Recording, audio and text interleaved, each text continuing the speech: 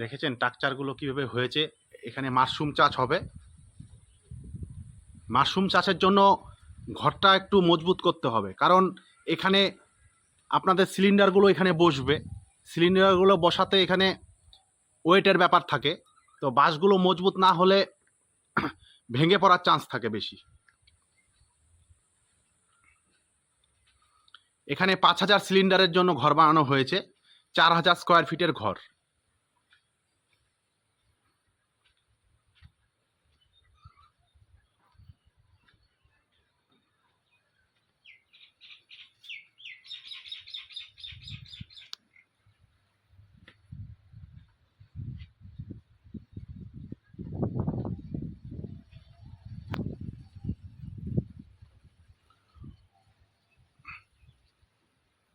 এই যে আমাদের ফার্মার যে মাশরুম চাষ করবে। ঠিক আছে দাদা, এখানে কতগুলো বাঁশ লেগেছে আপনার কাজ করতে? 200টা।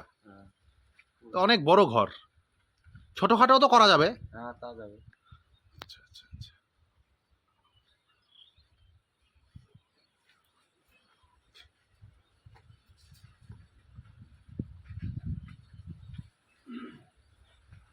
এখন ঘরের এই চারদিকে প্লাস্টিক দিয়ে মুড়ে দেওয়া হবে, যাতে বাইরের রোদ ভিতরে না আসতে পারে।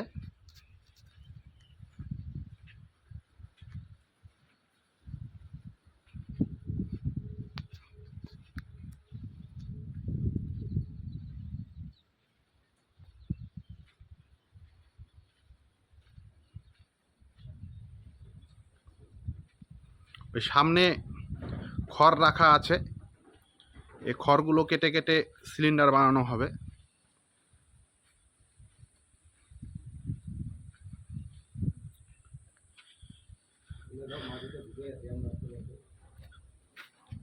এই যে খড়গুলো আছে, খড়গুলো দিয়ে, আর এই মাটিটা পুরো ভিজিয়ে দিতে হবে, ভিজিয়ে মাটিটা একটু ড্যাম রাখতে হবে। এগুলো পরে আস্তে আস্তে আপনাদের সব ভিডিওতে জানিয়ে দিব কখন কিভাবে কি করতে হবে। কারণ মাশরুম হলো এখন উঠতি শিল্প, এটা একটা বড় প্রজেক্ট। মাশরুমের ডিমান্ড দিনে দিনে বাড়ছে এবং স্বাস্থ্যের জন্য খুব উপকার এই মাশরুম। তো আপনারা যারা যারা ইচ্ছুক আমাদের সঙ্গে যোগাযোগ করতে পারেন, আমরা আপনাদের ট্রেনিং দিয়ে দিব, সব করে দিব, অসুবিধা হবে না। মাল বিক্রির জায়গাও আমরা করে দিব, আমরাই মাল কিনে নিব। ধন্যবাদ।